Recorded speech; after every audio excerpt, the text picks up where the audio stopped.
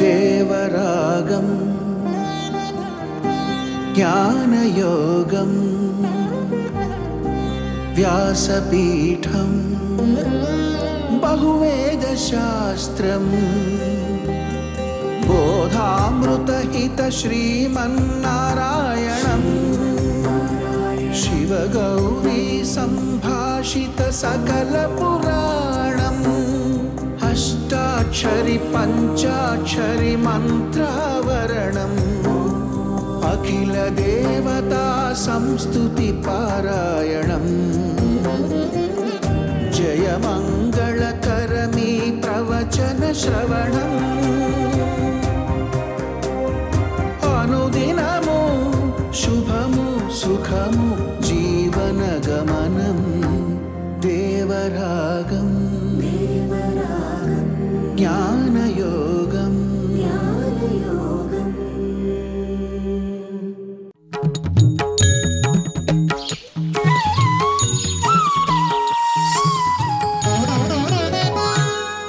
ఆపదామపహర్తారం దాతారం సర్వసంపదాం లోకాభిరామం శ్రీరామం భూయో భూయో నమామ్యహం.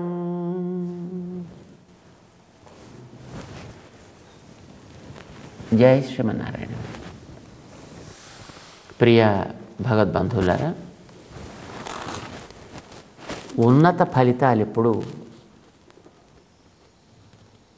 చేతికందే పండ్లలాగా సులభంగా ఉండవు. శ్రమ పడాలి, కష్టపడి వాటిని సాధించాలి. మధ్యలో వైఫల్యాలు ఎదురవుతుంటాయి. నిరాశ చెందకూడదు. కృషిని సవ్యమైనటువంటి రీతిలో సాధించాలి. కనిపించే ఫలితాలకే ఇలా ఉంటుంది స్థితి. మరి కొన్ని ఫలితాలు మనకు కనిపించవు. పరీక్షలో పాస్ కావాలి అని అనుకోండి, వాడు ఒక ఎంట్రన్స్ టెస్ట్ రాయాలి, ఒక విలువైనటువంటి ఒక ఫలితాన్ని పొందడానికి. ఇది ఒకసారి రాస్తాడు, రాసి దాంట్లో సక్సెస్ కాకపోవచ్చు. ఎందుకంటే అది మొత్తం జాతీయ స్థాయిలో జరిగేటువంటి పరీక్ష. కానీ లక్షల మంది ఉంటారు, అందులో ఎక్కడ ఏ కాస్త తేడా వచ్చినా అది మొత్తం అంతా పోతుంది. అయినా అది సాధించాలి అనే పట్టుదల కలిగితే అది ఒకసారి కాదు, దానికి మళ్ళీ కృషి చేయాలి. సరైన రీతిలో కృషి చేయాలి. ఉత్త కృషి చేయడం పనికిరాదు, అది సరి అయిన రీతిలో కృషి చేయాలి.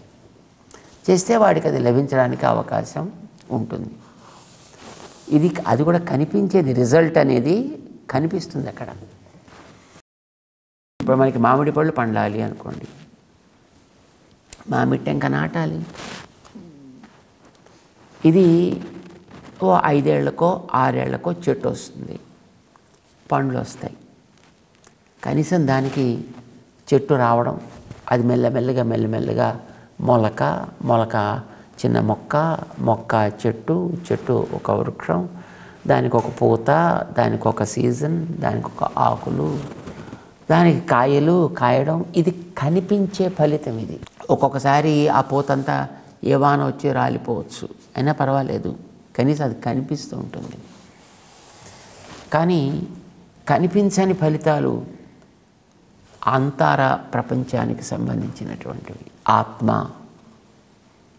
సాధన, మనస్సు, నిగ్రహము, ఇవే మన కంటికి కనిపించేవి కావు. ఇలాంటి వాటిని సాధించాలి అంటే దానికి ఎంతో కష్టపడాలి కదా. కనిపించే ఫలితాలైనటువంటి చెట్ట లాంటి వాటికే సీజన్ అనుకూలం కాకపోతే, వానలు కురవకపోతే, పూత కాయ కాచేటప్పుడు వానలు పడితే పంట పండడం మానేస్తుంది. లేకపోతే కాసిన కాయలు కాస్త రాలిపోతుంటాయి. అది రైతుకి భయంకరమైనటువంటి నిరాశ కలిగిస్తుంది.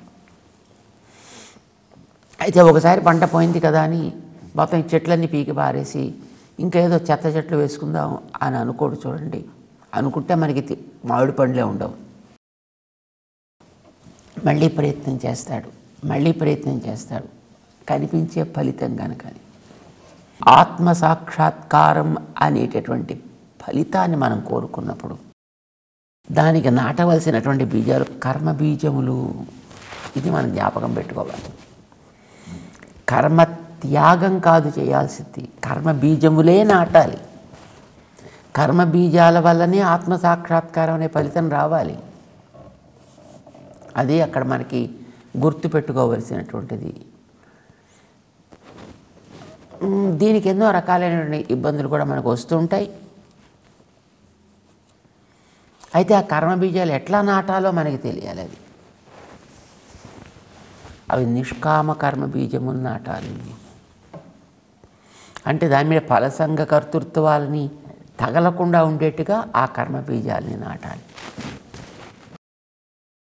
బయట మనం వేసే గింజలైతే ఎండ తగలాలి, నీళ్లు తగలాలి, గాలి తగలాలి, వెలుతురు తగలాలి. ఇవన్నీ తగిలితేనే ఆ బీజాలు మొలకెత్తుతాయి.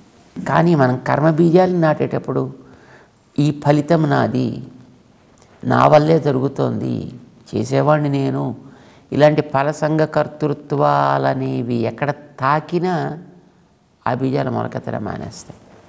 ఆత్మసాక్షాత్కారం అనేటటువంటిది రావడం మానేస్తుంది.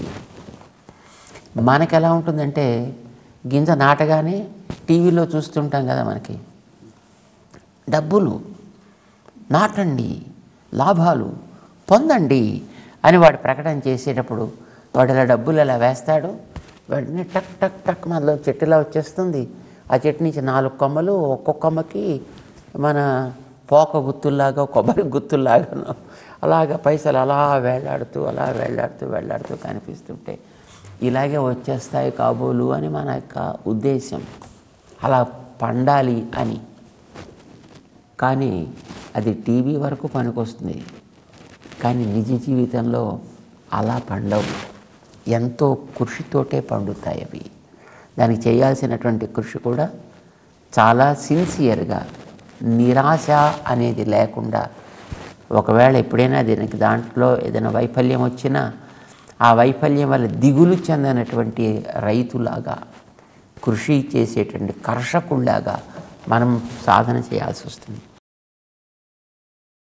భగవంతుడికి ఓ పేరుందండి, ఆ నిర్విణ్ణ అని ఓ పేరండి. నిర్వేదము లేనివాడు అని.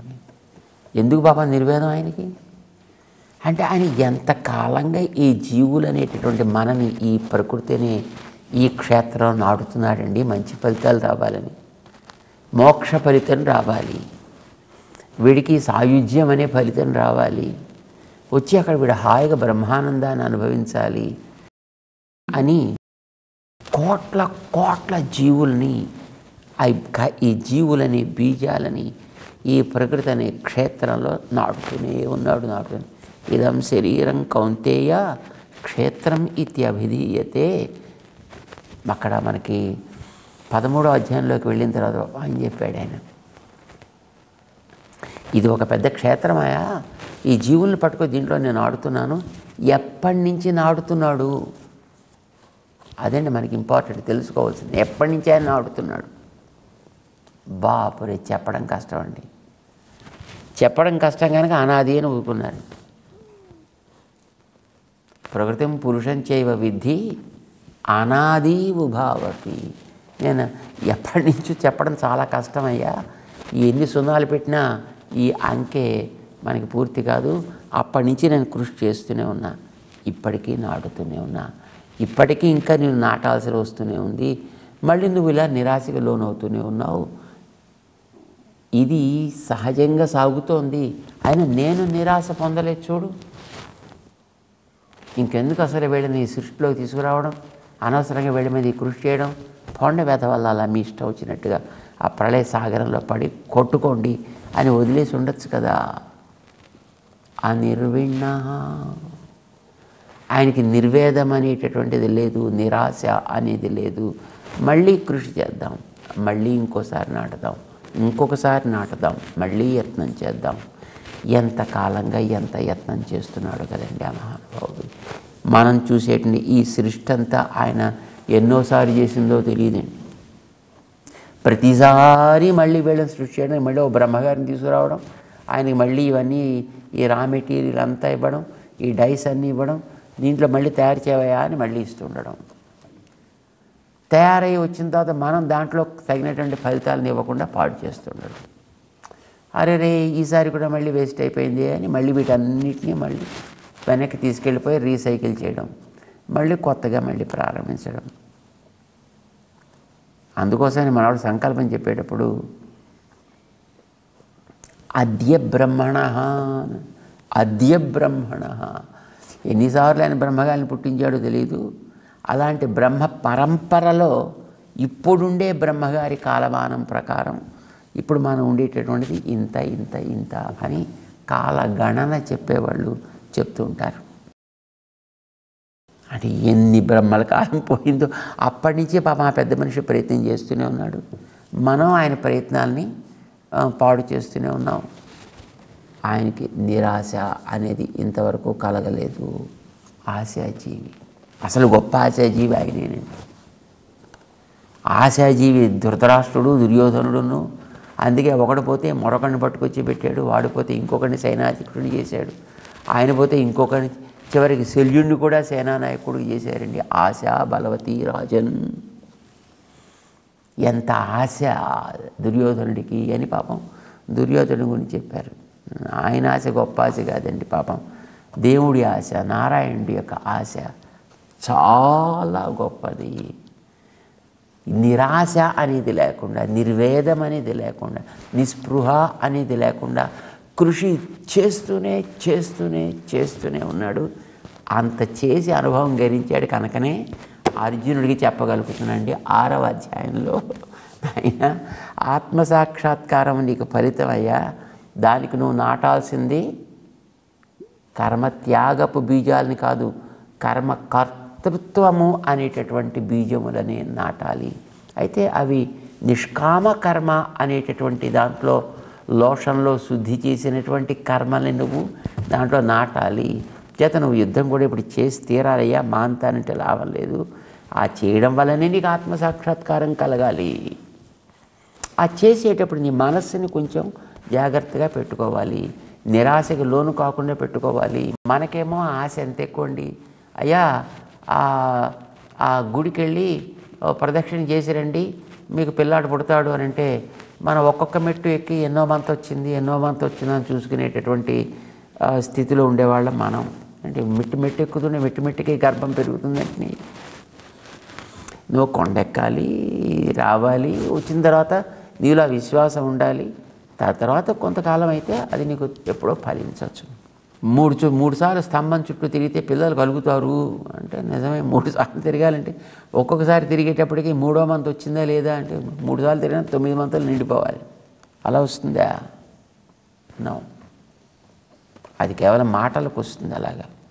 కానీ ప్రాక్టికల్గా జీవితంలో సాగేటప్పుడు దానికోసం కృషి అనేటటువంటిది నిరాశ నిస్పృహలకి లోను కాకుండా చేస్తూనే ఉండాలి. జారిపోవచ్చును, మధ్యలో కొన్ని చిన్న అవాంతర ఫలితాలు ఏర్పడవచ్చును. ఏదో మనకి రామకృష్ణ పరమహంస జీవితంలో చెప్తారు చూడండి, మధ్యలో ఎవడో వచ్చి నేను నీళ్ల మీద నడుస్తానండి అన్నట్టండి. నీళ్ళ మీద వాడో సాధన చేశాడు, వాడు నీళ్ళ మీద నడిచాడు. వాడు దానికి ఎంతకాలం ఖర్చు పెట్టావా అని అడిగాడు ఆయన. 12 ఏళ్ళు సాధన చేశాను. ఓరి దౌర్భాగ్యుడా, నీ జీవితంలో 12 ఏళ్ళు పాడు చేసుకున్నావురా నైనా. నువ్వు చేసిన ఈ సాధన నీ ఆత్మానందం కోసం చేసుకొని ఉంటే అందులో ఎంతో పైకి ఎక్కగలిగి ఉండేవాడివి. నీళ్ళ మీద నడవడానికి నువ్వు దాన్ని ఉపయోగిస్తున్నావు. అప్పట్లో దానికి ఒక ఏదో అర్ధనామం ఎంతో ఉండేదండి దానికి. అప్పుడు ఆ కలకత్తాలో నది మీద ఇటు నుంచి అటు పక్కకి పడవలో దాటడానికి ఆ మాత్రం పైసలు ఇస్తే శుభ్రంగా పడబడు, ఏ సాధన లేకుండా ఏ శ్రమ లేకుండా శుభ్రంగా భోజనం చేస్తూ చేతిలో టిఫిన్ పెట్టి నేను ఇక్కడి నుంచి అటు పక్క తీసుకెళ్ళి వాడు డ్రాప్ చేస్తాడరా. దానికోసం నువ్వు నీ జీవితంలో ఇంతకాలం క్లేశపడి పాపం దాన్ని సాధించావునైనా, ఇకనైనా ఈ సాధనని మంచి కోసం వాడుకో అని పాపం చెప్తాడండి. అట్లాగా ఆత్మ సాక్షాత్కారంగా మనకు కూడా అదో కుండలిని జాగరణం, లేకపోతే మరేదో వస్తుంది, అది ఇక్కడి నుంచి ఇక్కడ దాకా వస్తుంది, ఇక్కడి నుంచి ఇక్కడ దాకా వస్తుంది, ఇక్కడి నుంచి ఇక్కడ దాకా వస్తుంది, మొత్తం అంతా వ్యాపిస్తుంది, ఆత్మ సాక్షాత్కారం కలుగుతుంది. కనుక ఇప్పుడు నాకు ఎంత ఎత్తు వచ్చింది, ఎంత ఎత్తు వచ్చింది నీకెందుకు? కానీ మనకి అదేదో కనిపించాలి కనిపించాలి కనిపించాలి, లేదు ఎవరికైనా చూపించాలి. నేను ఎంత సాధన చేస్తున్నాను తెలుసునా, నా సాధనలో ఇప్పటికీ నేను ఇంత ఎత్తగలిగాను. ఇవన్నీ కూడా దాంట్లో విఘ్నాలు, చేసే సాధనకి అవరోధాలు. ఇవన్నీ కూడా మనిషిని దాంట్లో దిగజారుస్తాయి. వాటికి నువ్వు లోను కాకూడదు. ఒకటి, వాటికి అలాంటి తాత్కాలిక ప్రయోజనాల వైపు నువ్వు ఆకర్షితుడు కాకూడదు. రెండవది, చేసిన దాంట్లో ఎప్పుడైనా ఒకవేళ వైఫల్యాలు ఎదురైనా నిరాశ చెందకూడదు, దిగులు చెందకూడదు. కర్తవ్యాన్ని మానడానికి వీల్లేదు, అది సాధిస్తూ ఉండాలి. సనిశ్చయేన యోక్తవ్యః యోగః అనిర్విణ్ణ చేతసా.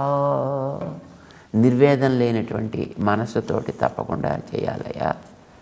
తం విద్యాత్ దుఃఖ సంయోగ వియోగం యోగ సంజ్ఞితం అంటూ శ్రీకృష్ణుడు అర్జునుడికి చేయాల్సినటువంటి యోగాన్ని గురించి, సాధించాల్సినటువంటి ఆత్మ సాక్షాత్కారాన్ని గురించి చెప్తున్నాను. ఎంతకాలం చేయాలి, ఎంతకాలం చేయాలి? దానికి బ్రహ్మసూత్రాల్లో పాప వేదవ్యాస భగవానుడు చెప్పాడు, ఎంతకాలం చేయాలని, లభించేంతవరకు చేయాలి. డాక్టర్ గారి దగ్గరికి వెళ్ళినప్పుడు రోగం తెచ్చుకోవడానికి ఎంతకాలం తెచ్చుకోవచ్చునండి అని అడగడండి. ఎవడు రోగం తెచ్చుకుంటాడు, శుభ్రంగా మొత్తం ఒంటి నిండా నిండేంతవరకు రోగం తెచ్చుకుంటాడు. కానీ డాక్టర్ దగ్గరికి వెళ్ళి, అరే ఈ మందు ఇలా వాడరా, ఎంతకాలం వాడాలండి? ఎంతకాలం తగ్గేంతవరకు వాడాలి. తెచ్చుకోవడానికి నువ్వు ఎంత కృషి చేసావో తగ్గడానికి కూడా అంత కృషి చేయక్కర్లా. మనం కొన్ని యుగాల పాటు అలవాటు పడి దిగజారుతూ ఉండేటటువంటి ప్రవృత్తిలోంచి ఈవేళ మనం పైకి ఎక్కాలంటే ఎంతకాలం ఎక్కాలి, ఎంతకాలం కృషి చేయాలి? ఆ ప్రయాణాత్ వేదవ్యాస భగవానుడు చెప్పాడండి. ఎంతకాలం చేయాలంటే ఆ ప్రయాణాత్, నువ్వు ఈ దేహంలోంచి బయటికి పడేటంత వరకు కూడా, ఇందులో ఉన్నంత వరకు గాలి ఎట్లా పీలుస్తుంటావో, నీవు లోపల ఆహారాదులు ఎట్లా స్వీకరిస్తుంటావో, యోగాభ్యాసం కూడా అట్లానే చేయాలి. యోగాభ్యాసం అంటే ఫిజికల్గా చేసేటువంటి యోగాని గురించి మనం మాట్లాడటం లేదు.